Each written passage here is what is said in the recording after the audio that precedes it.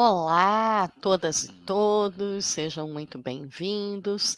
Estamos aqui para mais uma conversa sobre uma obra do PNLD 2024.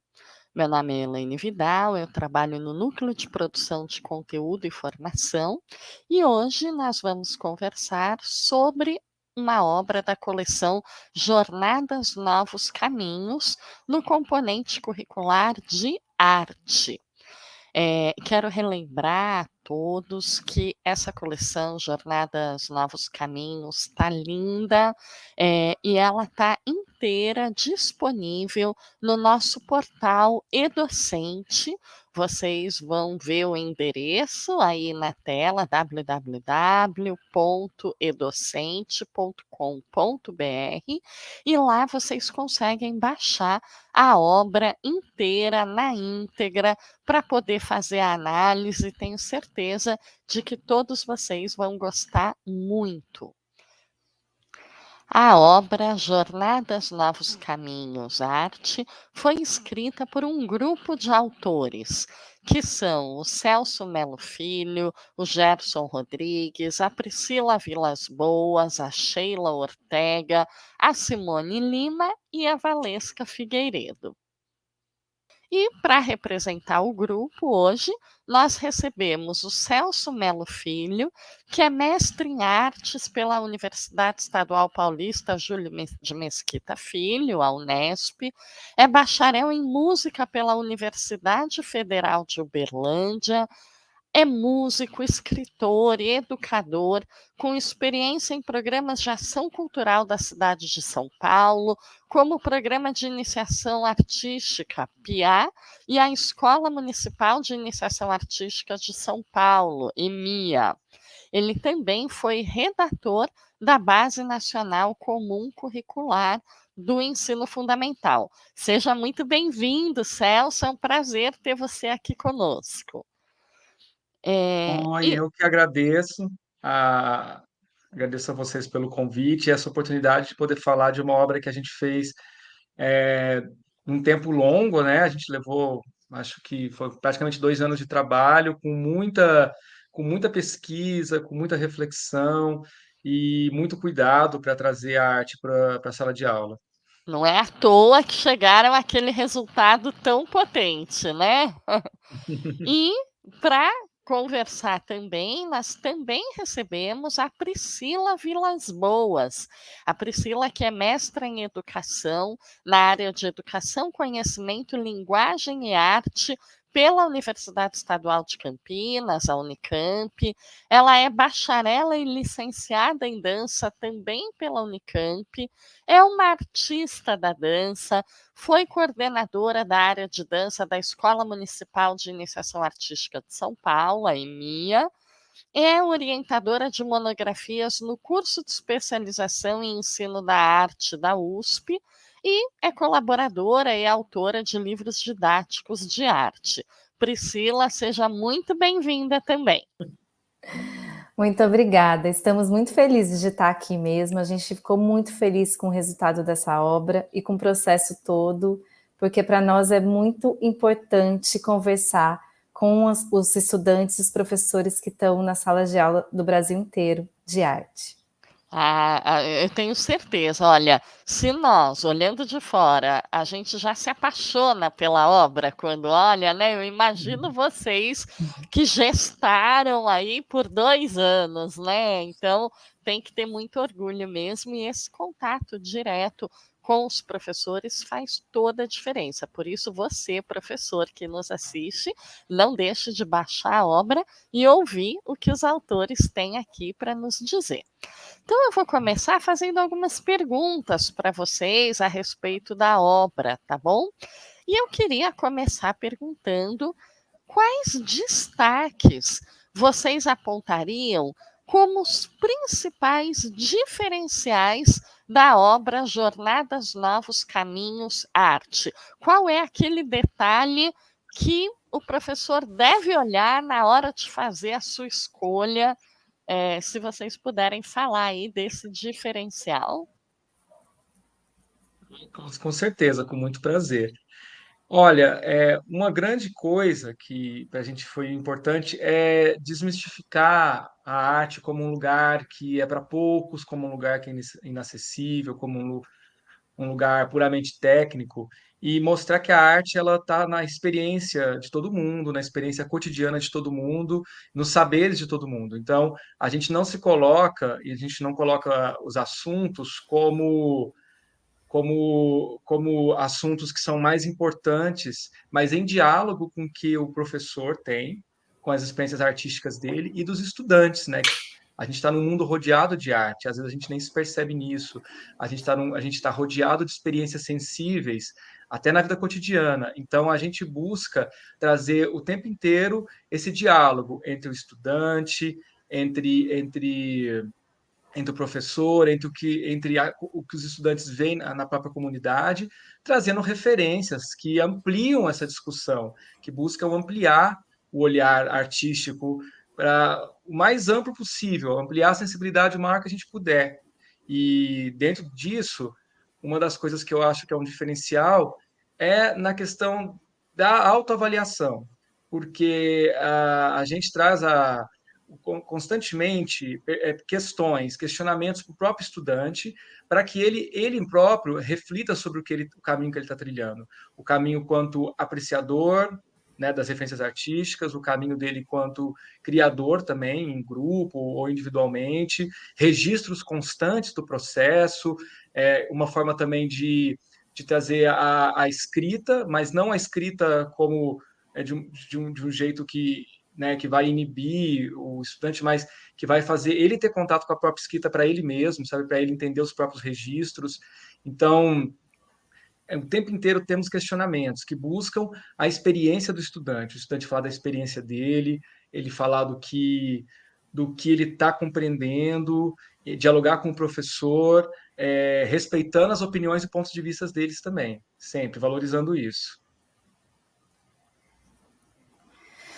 É nesse caminho que o Celso acabou de dizer, algo que ele destacou, que é muito importante da obra mesmo para nós, são as relações entre arte e vida. Tirar a arte de um lugar que é fora do corpo das pessoas, da vida das pessoas, do cotidiano das pessoas, e trazer para elas, porque a arte está em todos os lugares. Os elementos essenciais que compõem a arte estão em todos os lugares. E a gente chama o tempo inteiro a atenção para esse pensamento, para essa reflexão e para esse modo sensível de ver a vida, sensível e reflexivo ao mesmo tempo. E aí a gente traz em todos os livros de cada ano uma pergunta de referência, uma pergunta que instigue essa busca por esse conhecimento, por esses saberes que estão na vida das pessoas, de todas elas, estão também nas obras dos artistas e nas manifestações que acontecem em todos os lugares do Brasil. Então, a gente promove, a gente busca potencializar essa compreensão da arte de uma maneira que as pessoas se impliquem, que tem a ver com elas, que tem a ver com todo mundo.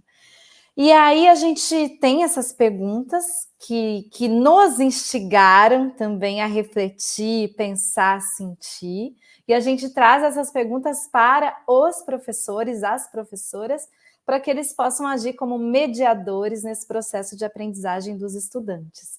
E aí a gente divide também, a gente organiza, talvez essa palavra seja mais adequada, os livros de uma maneira que as linguagens da arte elas sejam articuladas. A gente traz sempre um primeiro capítulo que pensa no que as diretrizes nacionais, a base, chama de artes integradas. Então, a gente pensa em trazer esse assunto, a gente traz um assunto,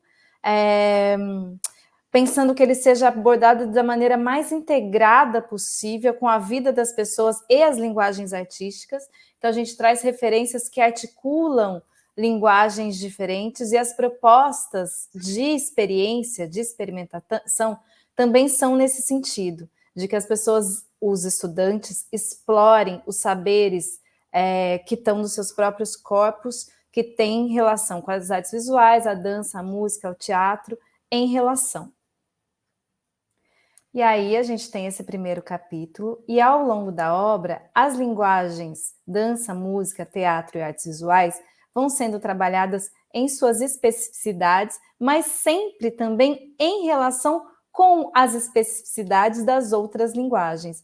Então a gente pensa nesse diálogo em não repartir e não separar o conhecimento o tempo inteiro, ao mesmo tempo que a gente olha, sim, para o que a gente chama de especificidade de cada uma das linguagens artísticas.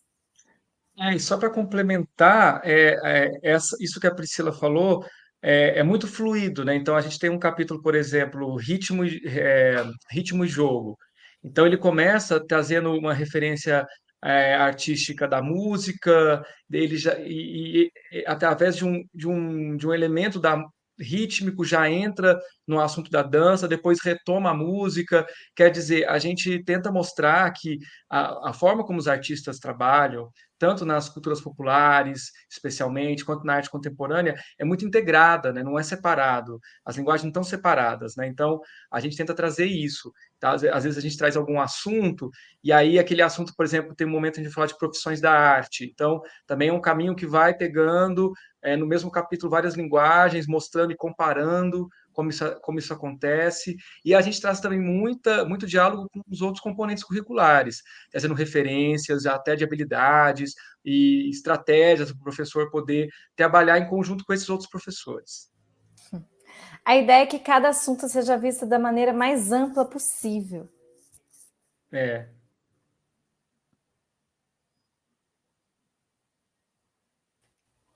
Olha, acho muito bacana essa conversa, né?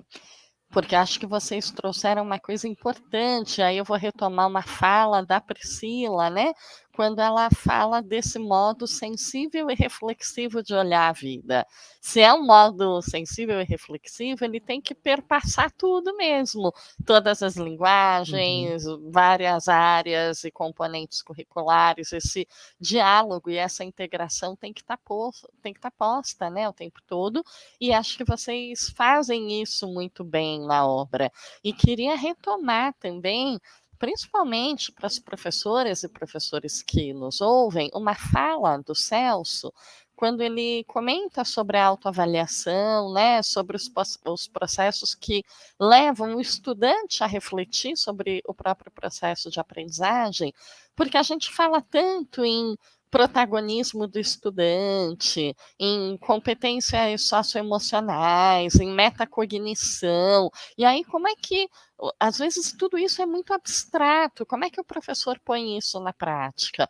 E essa obra é uma obra que já traz os caminhos, né? Os novos caminhos aí, para poder ir facilitando essa tomada de consciência, essa autorreflexão, enfim. Então, para você que está preocupado aí com isso, né? Como é que eu torno o meu aluno protagonista do seu processo de aprendizagem? Adota a obra Jornadas Novos Caminhos, arte, que você já vai ter um bom indicativo para fazer isso. E aí, pode falar, Celso. Não, então, sobre essa questão da avaliação, a palavra tem um peso, né, especialmente para os estudantes, né, como se fosse, a gente vem daquela cultura do teste de conhecimento, né, Isso, e a gente tenta né? tirar totalmente isso e fazer o estudante perceber, através desses questionamentos constantes que a gente faz ao longo dos capítulos, né, tem muito dialógico, a obra está sempre tentando diálogo com o estudante, e com as orientações do professor trabalhar assim também, mas de mostrar que a avaliação é importante para o estudante se conhecer, ela é autoconhecimento antes de tudo. É na avaliação que ele vai entender os sentidos que aquilo tem. Não é para testar o conhecimento, para testar quem é melhor ou pior, nada disso, mas é simplesmente um processo importante de entrar em contato com o conhecimento e ver que aquilo faz sentido para si próprio. Essa é a Mais nossa do que visão de uma avaliação. avaliação da aprendizagem, é uma avaliação para a aprendizagem, né? Para Isso, sim. continuar esse processo. Muito bom. E eu queria conversar com vocês o seguinte: quando a gente olha para a área de arte nas escolas, né, é comum, algumas vezes, a gente constatar, em alguns contextos, um certo desequilíbrio entre a apreciação e a produção artística, né. Então, às vezes a gente tem escola que, atribui na aula de artes momentos exclusivos do fazer artístico. Então, o estudante às vezes passa anos na escola só produzindo, produzindo, produzindo arte, o que é muito legal, mas sem nunca ter a oportunidade de contextualizar, de refletir, de conhecer outras referências, de ampliar repertório, né. Em contrapartida, há contextos em que acontece o contrário, né. O estudante mergulha ali no estudo dos cânones, na história da arte, ou até na arte cotidiana, mas ele nunca tem a oportunidade de pôr a mão na massa, de produzir e tudo mais. E a obra Jornadas Novos Caminhos, ela consegue trabalhar com esses 2 aspectos de uma maneira muito equilibrada, né. E eu queria que vocês falassem um pouquinho sobre esse equilíbrio. Como é que dentro do Jornadas Novos Caminhos Arte, o estudante consegue ampliar o seu repertório artístico e, ao mesmo tempo, potencializar as suas possibilidades criativas, expressivas? Como é que acontece esse equilíbrio? Ok. Bem, realmente a gente pensou nisso de uma maneira muito comprometida, porque a gente acredita que a experiência do saber, do conhecimento, ela acontece em todos os âmbitos. Então a gente apresenta, sim, referências, inclusive a gente teve um cuidado, uma percepção de contemplar experiências artísticas e manifestações culturais do Brasil todo. E aí a gente apresenta para que exista esse conhecimento, e quando a gente apresenta, a gente também conhece. A gente fez esse movimento também de fazer uma pesquisa bastante séria de tudo o que acontece nesse país inteiro, que não é só uma região, esse país é muito grande. Então a gente traz essas referências para que elas sejam apreciadas, contempladas, que haja reflexão sobre elas, produção de conhecimento, e também, ao mesmo tempo, que os estudantes e as estudantes possam perceber nos seus próprios corpos aqueles conhecimentos como referência, para que eles mesmos pesquisem, para que aquele aprendizado também faça sentido para eles e passe pelos próprios corpos. Então, essa percepção, toda esse saber gerado por uma apreciação, ela, na nossa obra, se relaciona com o saber gerado pela experiência do fazer. A gente o tempo inteiro tenta buscar e propor esses diálogos. É um tipo de experiência de fruição que é ativa também, né? Então, a gente coloca que a gente lembra sempre que quando a gente está na fruição de uma obra artística, que a gente também tira nossos próprios sentidos dela, nós também estamos criando, né? Então, a boa apreciação artística, a apreciação artística ideal, mais significativa, a gente também está criando junto, né?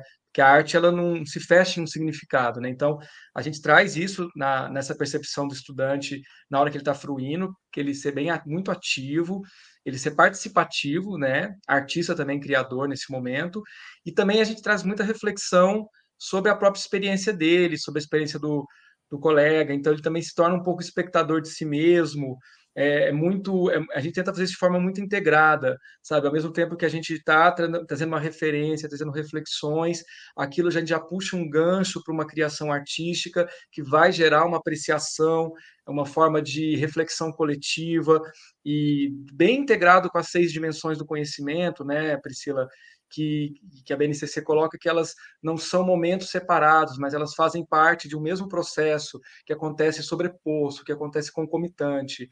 Então, acho que não é colocar a apreciação ou fruição e a prática como momentos diferentes, mas momentos que também estão integrados, que também se retroalimentam. Excelente. Acho que esse diálogo é tudo que todo professor deseja constituir em sala de aula, né. E quando a gente fala de uma obra do PNLD, né, que é um programa que abrange o Brasil todo, eu quero destacar a importância dessa pesquisa e desse esforço que vocês fizeram, muito bem-sucedido, de abarcar mesmo as diversas manifestações artísticas do país todo, como a Priscila colocou, né. Muitos professores sofrem, às vezes, com a predominância de uma região ou 2 e, às vezes, não se sentem representados. Então eu convido especialmente esses professores que às vezes não se sentem contemplados nas obras, não enxergam a sua região ali, que analisem a coleção Jornadas Novos Caminhos, Arte, porque ela traz essas múltiplas referências o tempo todo, tanto no fazer artístico, quanto na construção de repertório de uma forma dialogada aí, como vocês bem colocaram. Então, a gente também procura trazer, referências artísticas de outros países, de referências artísticas também de outras épocas, para mostrar que, diferentes laços culturais, né, sem hierarquizar, sem falar que a arte de um lugar ou de um tempo é mais importante. Mas, por exemplo, eu lembro agora de exemplos que a gente usou em música, que ao mesmo tempo que a gente traz a Mestre Aurinda do Prato, que representa as tocadoras de prato do Recôncavo Baiano, dos sambas de roda. Mais adiante, a gente traz uma referência do John Cage, que também usou objetos para fazer música, que também se conecta com o cotidiano do estudante, que ele também tem objetos na casa dele que podem ser usados pela criação, né? Com essas duas referências. Olha, existem as tocadoras de prato do Recôncavo, que tem uma história de luta e resistência, que usou o prato como instrumento musical, e aí você tem John Cage, um americano que trouxe os objetos da sala de concerto e você tem os objetos da sua casa, quer dizer, tudo isso é material. Então, um estudante pegar um objeto dele para fazer uma criação artística não é algo que é um improviso, não. Existem referências, existem tradições que trabalham com isso, ressignificações, né? Então, é um pouco nesse sentido que a gente caminha. Crie e tenha referências e nada é hierarquizado, né? O conhecimento de todo mundo tem que ser valorizado. Perfeito. E isso é super importante, porque a gente vem de uma tradição escolar, principalmente, muito ruim, que é justamente essa hierarquização da arte, né. Até aquela separação de arte erudita, arte popular, enfim, uma coisa bem dicotômica, e a gente precisa romper com isso, e acho que, vocês fazem isso lindamente na obra, né. E eu quero falar, por falar em lindamente, um outro aspecto que, a gente gosta bastante, são os projetos. A gente percebe que o trabalho por meio de projetos é um dos pilares estruturantes ali da coleção. E eu queria perguntar para vocês, como é que esses projetos são pensados, como eles se estruturam, e sem querer dar spoiler, mas se vocês puderem até trazer uns exemplos aí para os professores que nos ouvem, seria muito legal. Então, a metodologia de projetos é uma metodologia muito eficiente para trazer protagonismo do estudante e um saber muito significativo, né? Então, a gente realmente traz isso como estruturante na obra. Cada volume, a gente tem 5 capítulos que abordam um tema através de uma pergunta instigadora e culminam num projeto, numa proposta de um projeto para ser trabalhado com tempo, dentro de um prazo, não uma coisa deslocada ou uma atividade extra, mas uma atividade que é integrada e que vai ser criada e desenvolvida a partir de uma mediação, né, dos estudantes, uma mediação com os professores. Então, por exemplo, a gente tem no volume do sexto ano, a gente tem a temática, a pergunta instigadora é essa arte dá jogo? Porque a gente quer trazer a ludicidade e o jogo como uma porta de entrada na nossa coleção, para o mundo da arte, pensando na relação que o estudante tem ainda com o jogo, com a brincadeira muito forte, porque ele vem do Fundamental 1. Então, a gente vai trazer várias facetas de como a arte trabalha o jogo ao longo dos capítulos, e no projeto do sexto ano é a proposta de criação de um jogo. Só que a gente não pode direcionar muito o projeto, porque o projeto, para ser significativo, ele tem que partir de interesses dos próprios estudantes e também em mediação com o professor e o que ele está construindo também, né? A gente traz um roteiro no livro que o professor vai poder seguir e poder alternar de acordo com as necessidades do lugar, da escola e dos estudantes. Então, quando a gente traz o projeto de criação de um jogo, a gente apresenta etapas da criação de um projeto para o estudante, como, por exemplo, elencar uma situação problema, e a partir dessa situação ele buscar respostas nele próprio e no ambiente, na localidade que está próximo, naquilo que durante a trajetória com os outros capítulos lhe despertou mais interesse, e aí em conjunto e com a mediação do professor, fazer uma criação. A gente traz referências de jogos que ele pode usar. Por exemplo, nesse volume tem um capítulo que a gente trabalha sobre videogame, que a gente fala sobre jogos de RPG, sobre maneiras que a arte atua com o jogo na apreciação e no procedimento artístico. E aí a gente quer que ele chegue no final do volume instrumentalizado, com múltiplas referências, né, em diálogo com as próprias, né, nas reflexões consigo próprio, para entender que tipo de jogo que eles querem criar e criarem esse procedimento, né? Criarem essa trajetória, esse caminho. Então, a gente traz roteiros de criações de projetos, temáticas articuladas com a temática de cada volume, mas lembrando que elas são sempre abertas, e o principal é que, a partir dos estímulos que a gente traz, da estrutura que a gente sugere, os estudantes vão descobrir o próprio caminho. E os professores atuam como mediação desses projetos, né? Uhum. Muito bom, Celso, excelente. Olha, a gente poderia ficar aqui horas nesse papo que está muito gostoso, mas o nosso tempo está chegando ao fim, então eu já vou para uma última pergunta aqui. Eu queria tocar no assunto do manual do professor, que é outra preciosidade da obra, né? Ele está muito rico e queria que vocês contassem para os professores que contribuições eles vão poder encontrar lá, o que eles podem esperar desse manual do professor. Bem, foi muito importante para a gente fazer esse manual do professor, que a gente teve também muita atenção para isso, porque o tempo inteiro a gente pensou na obra como se esse professor fosse uma espécie de participante, porque a gente considerava ele o tempo inteiro, mesmo que a gente não saiba seu rosto e aonde ele está, a gente considerou esses professores de todo o Brasil como se eles estivessem participando. Caso eles estivessem fazendo uma obra, que eles tivessem espaço para implicar suas próprias histórias, seus próprios saberes. Então, no manual do professor, a gente intensifica esse diálogo com os professores, trazendo-os, convidando-os para esse processo de ensino-aprendizagem que foi iniciado por esse livro didático, que tem ele como referência, mas que os professores têm seus próprios saberes, suas próprias vidas, suas próprias regiões, seus próprios interesses. Então, a gente tomou bastante cuidado com isso, com esse diálogo com eles, deixando espaço para que eles realmente se sintam participantes desse processo. Então, deixar esse espaço para eles e promover, instigar, convidar para esse diálogo foi o que a gente fez no manual. E aí a gente pensa nesses professores como mediadores desse processo, entre o livro que a gente escreveu e os estudantes. Então, ele tem um papel muito importante, ele é a ponte.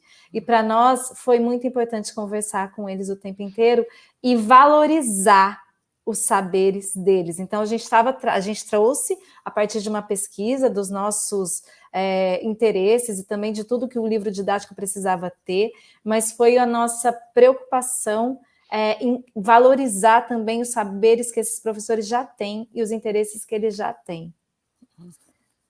No manual a gente traz várias reflexões sobre como que a arte pode se apresentar no ensino fundamental, como que a nossa visão, né, de tornar essa arte significativa e, como a Priscila falou, mediada, né, o professor como também criador artístico, mediador. Então, a gente traz nossas referências, a gente abre um pouco de uma forma bem acessível e bem ampla nossas visões e nossas referências teóricas. A gente mostra que a gente está calcado em alguns teóricos que são muito que pensam na arte dessa forma muito ligada à vida cotidiana, que pensam de uma forma não hierarquizada. Então, a gente traz essas reflexões.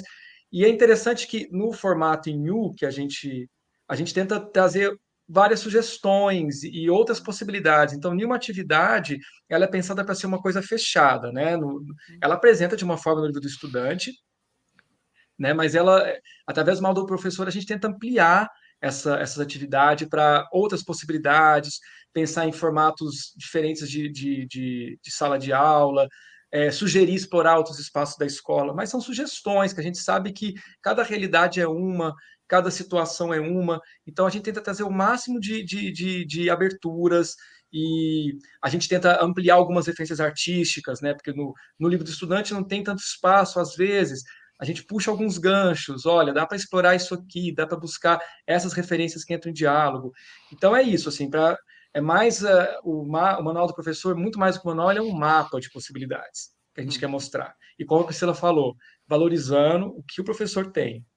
Muito bom. Acho que um pouco do que vocês falaram é a chamada homologia de processos, né? Não dá para a gente pensar num modelo de aprendizagem para o estudante e outro para o professor. Então, se a gente quer proporcionar aos estudantes uma experiência deles serem protagonistas, de terem o seu conhecimento validado, de trazer informações, ampliar repertório, a gente tem que fazer a mesma coisa que o professor no manual, que é um pouco do que vocês fazem, né? Esse professor que é autor da sua própria prática, que é protagonista ali na sua docência, mas que ao mesmo tempo tem acesso a uma ampliação de repertório, a possibilidades ali. Então, tenho certeza que vão gostar muito, né? Os professores que se debruçarem ali sobre o manual. Então, a nossa conversa vai chegando ao fim.